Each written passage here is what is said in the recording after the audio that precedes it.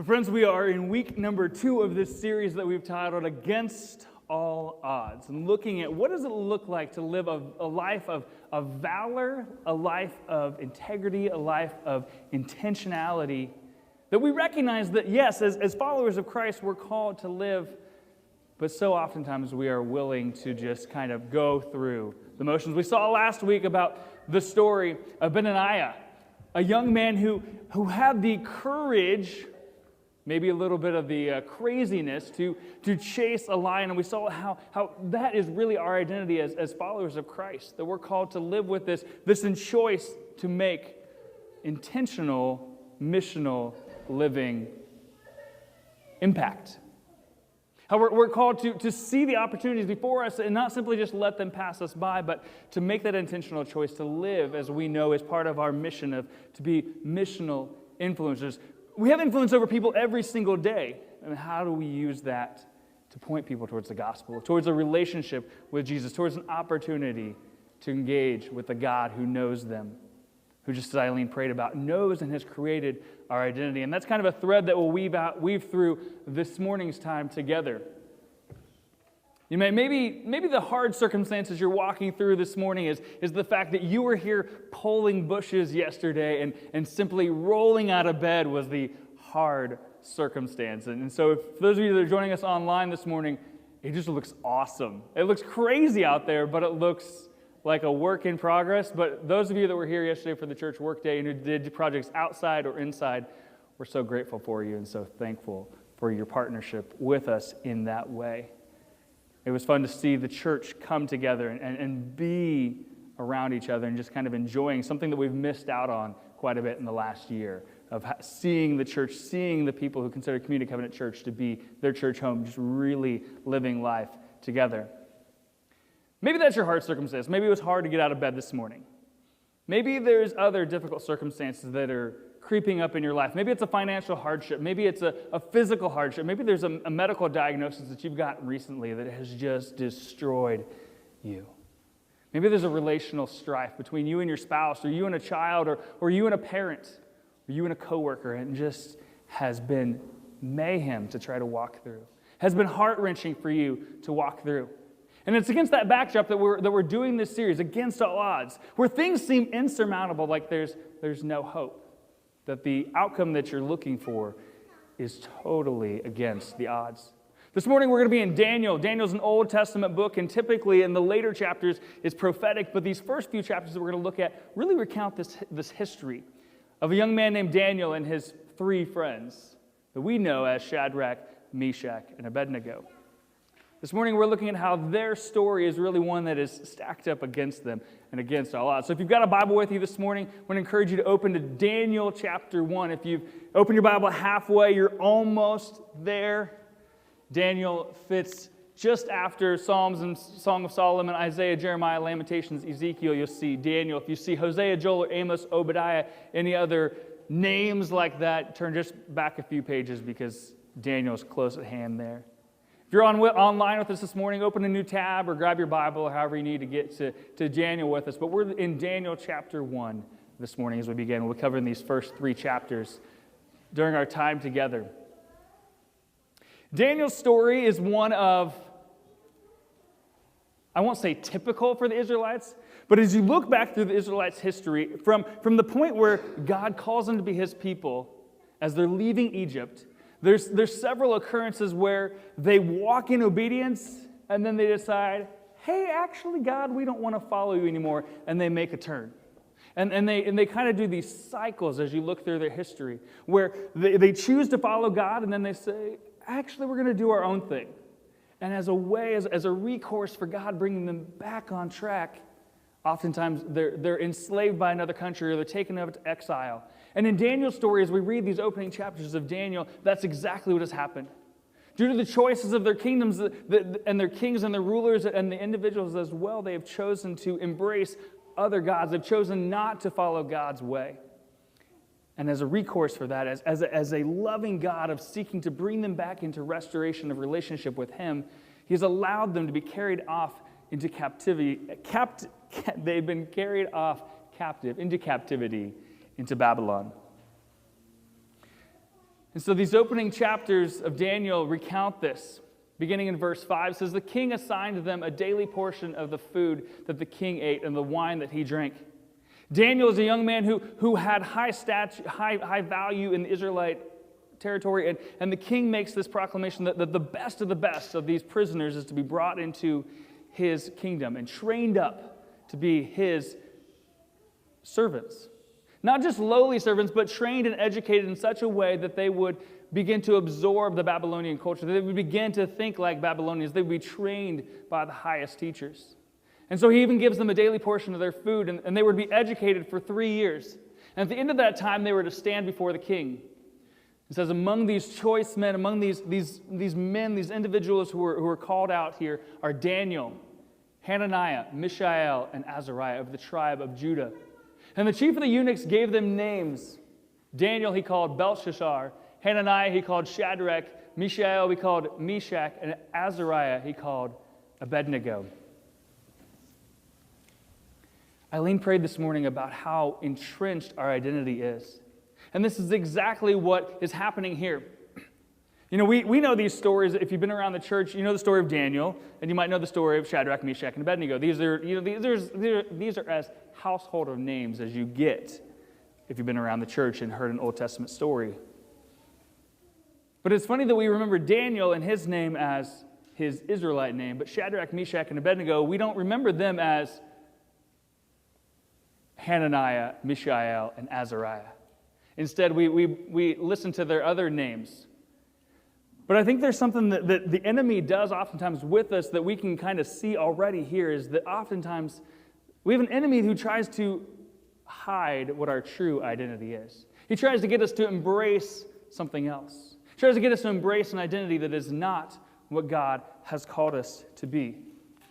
See, our identity must be rooted in what God says about us. If we're going to live against all odds, if we're going to live through circumstances that are difficult and heartbreaking, if we're going to have a faith that endures in the midst of whatever comes our way, whatever loss, whatever pain, whatever difficult circumstance we're in or will go through, it's imperative that our identity must be rooted in what God says about us. See, here's what's happening. If you go back to these verses, Daniel, his name means that the God is my strength. And he says, actually, we're not going to call you God as my strength. We're not going to say that Yahweh is your strength. We're going to give you this name that you're a servant of Baal. We're going to call you a prince of Baal. We'll recognize you have some value, but we're going to say that your identity is not in Yahweh, but your identity is in Baal. Hananiah, his name means God has been gracious. Yahweh has been gracious. We're going to say, no, we don't want to point you towards recognizing that God has been gracious. Instead, we're going to rename you. We're going to say that you are under the command of Aku, the Babylonian moon god. See how the identity begins to change? Instead of recognizing that God has been gracious in your story, we're going to say, actually, you're under the command. You don't even have an opportunity to respond to that. You have to do what Aku says, this other God that we're going to say has value. Mishael says his name means who is what God is. And they say, we don't really want to do that. We don't really want to acknowledge who Yahweh is. We don't want to say who is what Yahweh is. Instead, we're going to call you who is what Aku is. We're going to change your identity and say, you should focus on this over here. Azariah, his name means that Yahweh has helped. So we don't really want to acknowledge Yahweh because clearly you've been caught off into captivity. Instead, we're going to change your identity and say that you are a servant of Nebo, another god that the Babylonians served. See, they're searching for, trying to find an identity, but they are choosing to not embrace the one true God.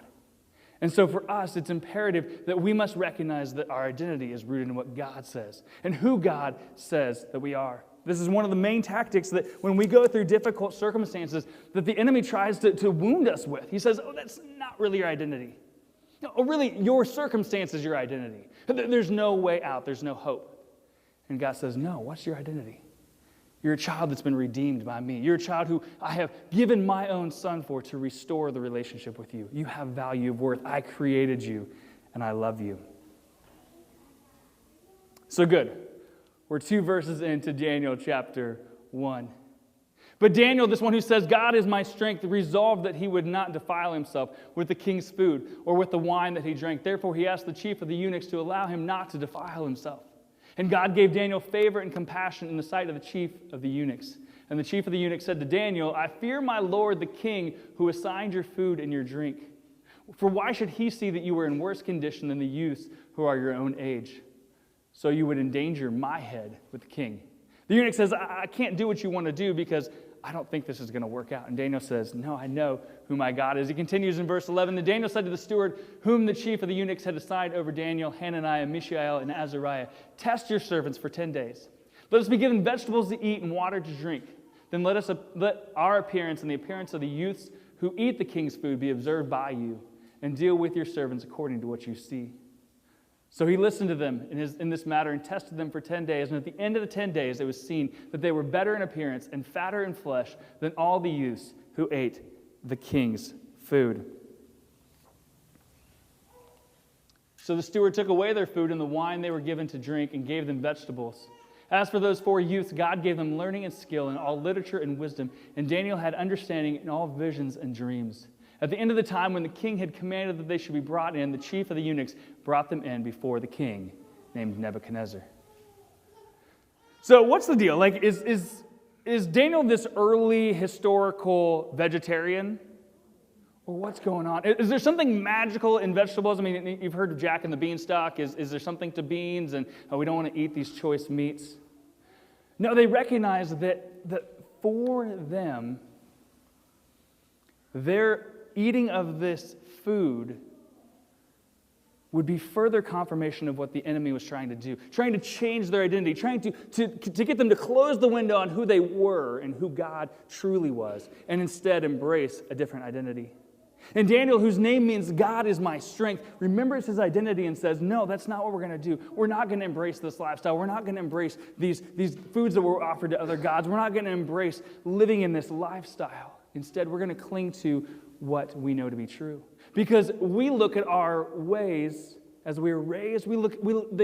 Daniel's like, I look at who my identity is and what I'm called to as an Israelite eat. And that's in contrast to this. See, the easy thing for Daniel would have been to say, I'm going to totally change my identity. I'm going to totally change who I am to fit this new culture I'm in. The easy thing that Daniel and Mishael and Azariah and Hananiah could have done was say, we're not going back to Israel. Like, they don't look at this isn't a 2-week vacation. This is their new life. And so the easy thing would be, how do we acclimate into this new reality that we're captured in? How do we make the best of this? Because if I suck up to him, then I know that things will go better. If I take that new identity, then things will go better. That would be the easy way. And Daniel says, no, we're going to do the hard thing, but we're going to do the God-honoring thing. And for us, people who live in difficult circumstances, who live against all odds, we must reject what is easy for what instead is God-honoring. And did you see what happened? God honored that. We do what is right, what is true, and we're obedient because it honors God. And the flip side is that God delights in honoring us. Now, I want you to note, Daniel, Mishael, Azariah, Hananiah, the very next verses are not, they ate the vegetables and then they were set free. Did you notice that their circumstance didn't change? Their circumstance didn't change. They're still captives in a foreign land. They're still prisoners. They're still servants. But they honored God, and God gave them favor, even in the midst of that difficult circumstance.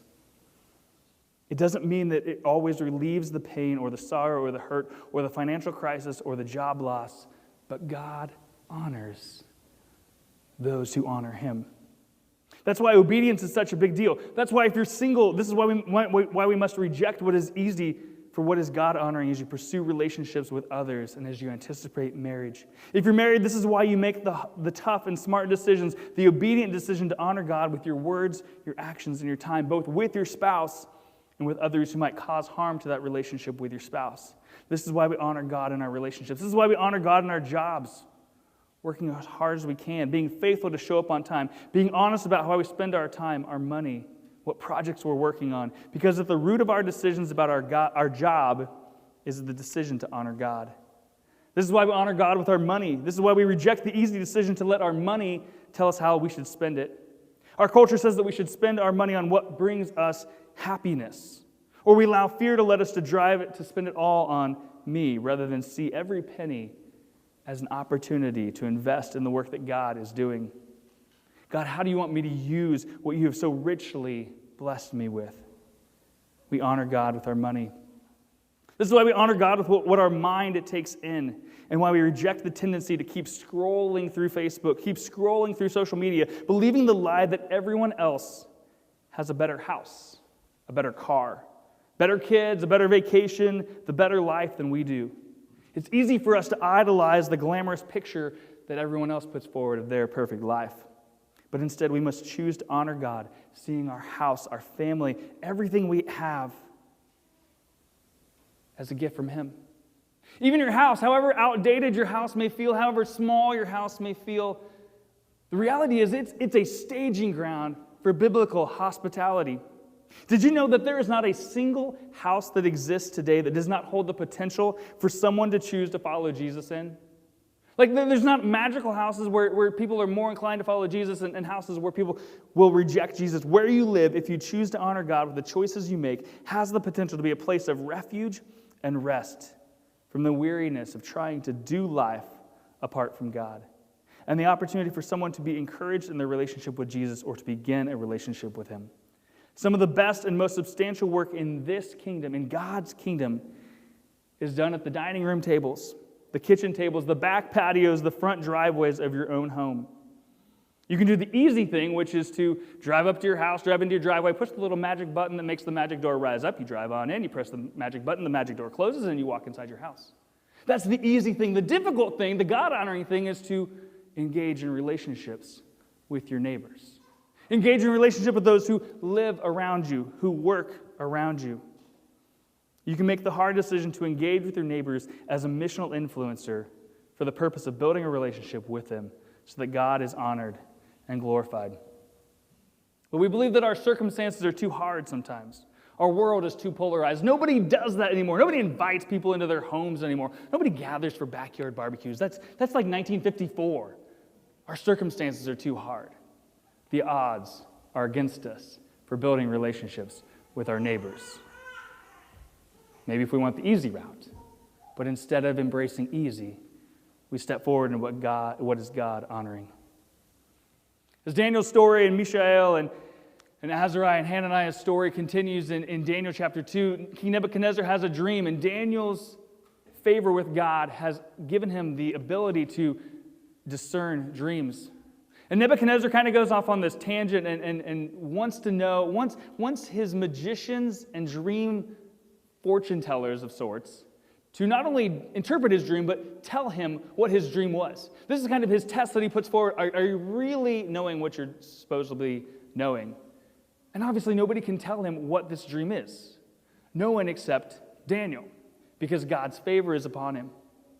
And Daniel goes through this circumstance where the king actually calls for all of these fortune tellers, all of these dream readers, interpreters to be killed, because no one can interpret and tell the king what this dream is, let alone what it means. Except Daniel says, God, I need your help with this. And Daniel is able to interpret this dream, and the response of it is that the king gave Daniel high honors and many great gifts, and made him ruler over the whole province of Babylon and chief prefect over all the wise men of Babylon. Daniel made a request to the king, and he appointed Shadrach, Meshach, and Abednego, our friends Hananiah, Azariah, and Mishael, over the affairs of the province of Babylon. But Daniel remained at the king's court.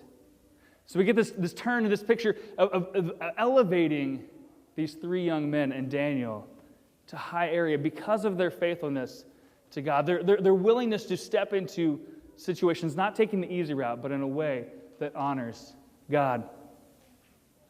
So our three friends, if I can call them that so I don't have to keep repeating Hananiah, Mishael, and Azariah, our three friends are elevated to this high reign, this high spot, where they are over the affairs of a lot of Babylon. And King Nebuchadnezzar, his story is all convoluted and messy, but he gets the idea that he wants to build this giant idol, this giant structure, this giant statue out of gold that not only honors him because he's big and macho and has a great kingdom, but it's something that will be remembered. And so he creates this, and with the rules that anytime there's music played, that everyone should bow down to this idol. Everyone should bow down to this statue. And so our friends, Hananiah, Mishael, and Azariah, are faced with this. What do we do with this? Do we take the easy route and go along with the parade? Do we go along with it? We know this, that God's not really in a gold statue. Do we just go along with it and play their game, or do we do the hard thing that honors God? And so word gets out here in verse 12 of chapter 3. There are certain Jews whom you appointed over the affairs of the province of Babylon. These 3 men, Shadrach, Meshach, and Abednego. These men, O king, pay no attention to you. They do not serve your gods or worship the golden image that you have set up. Now, if you're unfamiliar with Scripture or the Old Testament history, there's a point in history where God claims the Israelite people as his people. He promises to be faithful to them and to be their God, and provides and leads them. And as a part of that relationship, as a part of this covenant relationship that he forms with them, he gives them some rules on how they'll live, how they'll interact with him and with each other. And he gives them what we refer to oftentimes as the 10 Commandments. And at the top of these 10 Commandments of how they're to engage with him and how they're to engage with others is that you shall have no other gods before me, and you shall worship no image. He says, you shall have no other gods. There is one God. It is me, Yahweh. I will be your God. I will be the one who provides for you. Don't worship other gods. And secondly, don't try to capture who I am into some kind of small thing that you can worship. Don't try to put me in a box. I'm way bigger than any box you could make. I'm way bigger than any statue you could make. That would just be reducing me down. So the top of these rules of how they're to live are don't worship other gods, and don't try to make me into an image that you can worship. And what is Nebuchadnezzar doing? He's trying to call them as leaders in his kingdom, as people who experience his safety, his security, and his provision because of his kingdom, to reject that kingdom of ultimate favor, that kingdom of ultimate provision, and instead worship him and his kingdom. Obviously, Nebuchadnezzar is not happy about this. So in verse 13 it says, Nebuchadnezzar in furious rage commanded that Shadrach, Meshach, and Abednego be brought. So they brought these men before the king. Nebuchadnezzar answered and said to them, is it true, O Shadrach, Meshach, and Abednego, my rulers who I have elevated to this position, that you do not serve my gods or worship the golden image that I have set up? He says, now if you're ready, I've figured you out. I'm aware that you're not doing this. If you're ready, when you hear the sound of these music and every kind of music, fall down and worship the image that I have made, well and good. If you're willing to reject what you've been trying to do and take the easy route, then everything will be well and good. But if you do not worship, you shall immediately be cast into a burning, fiery furnace. And who is the God who will deliver you out of my hands?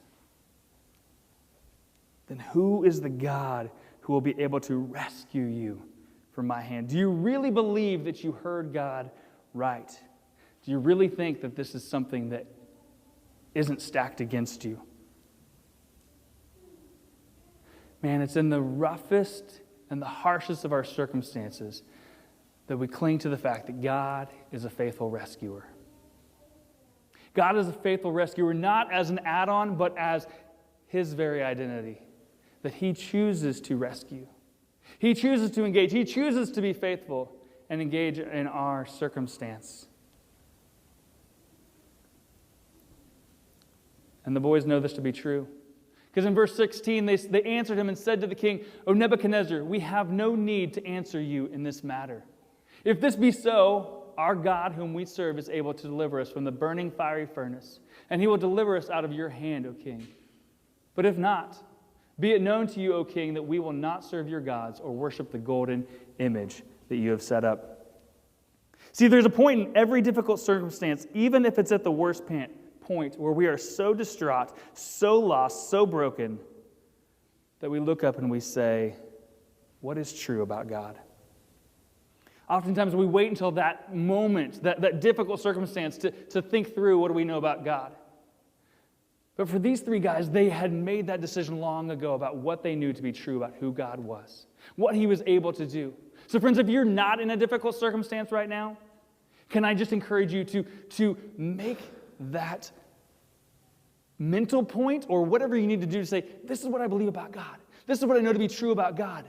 Because when you're in a difficult circumstance, it's so hard to think logically and to think truth about who God is. And if you're in a difficult circumstance, know that your mind is probably tempted to waver towards that unbelief. Do I really think that God is good? Do I really know that God is a rescuer? I don't want us to miss the boldness of these statements.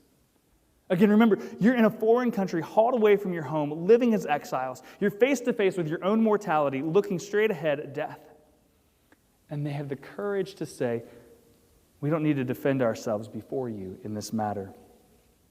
And they say, you aren't worth the effort to try and defend ourselves. You flipped a switch somewhere and you believe that you're all that and a bag of chips, and we're not even going to try to defend ourselves against you.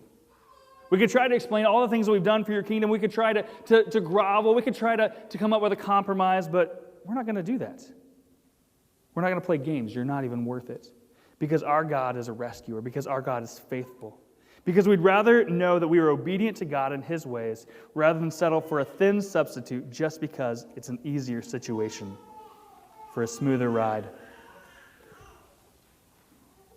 At the source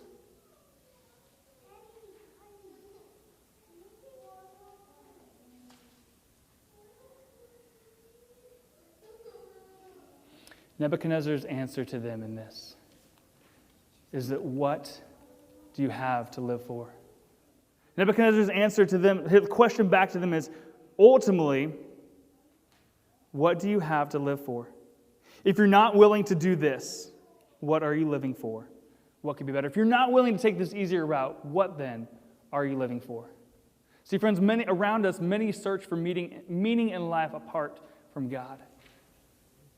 Many are searching for meaning in life apart from God. But it's the presence of God that gives meaning to our life. Hold on to that thought, because turn to verse 19. Nebuchadnezzar, filled with fury, and the expression on his face changed against them. He ordered the furnace heated 7 times hotter than it normally was heated, and he ordered some of the mighty men of his army to bind them and to cast them into the burning, fiery furnace. These men were bound in their cloaks, their tunics, their hats, and other garments, and they were thrown into the burning, fiery furnace. And the story should end there, shouldn't it? Well, it looks like God wasn't a rescuer after all. He allowed them to be thrown into the fire. He couldn't save them. I guess we'll always remember how the boys were faithful to serve only God. But wait, what's that? Because the king's order was urgent and the furnace overheated, flame of the fire killed those men who took up Shadrach, Meshach, and Abednego. And these 3 men, Shadrach, Meshach, and Abednego, fell bound into the burning, fiery furnace. Then King Nebuchadnezzar was astonished and rose up in haste. He declared to his counselors, "Did we not cast 3 men bound into the fire?" They answered and said, "Yes, we were all here." "True, O king."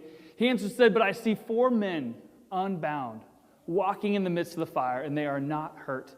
And the appearance of the 4th is like a son of the gods." Then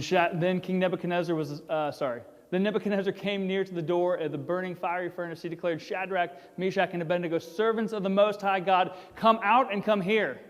And then Shadrach, Meshach, and Abednego said to the king, "Come in and get us." Oh, wait, sorry. That's the Marty version. Here's what really happens. Shadrach, Meshach, and Abednego came out from the fire. And the satraps, the prefects, and the governors, and the king's counselors gathered together and saw that the fire had not had any power over the bodies of those men. The hair on their heads was not singed, their cloaks were not harmed, and no smell of fire had come upon them. The Nebuchadnezzar, so that part's real. The other part's the Marty story. This is real. The Nebuchadnezzar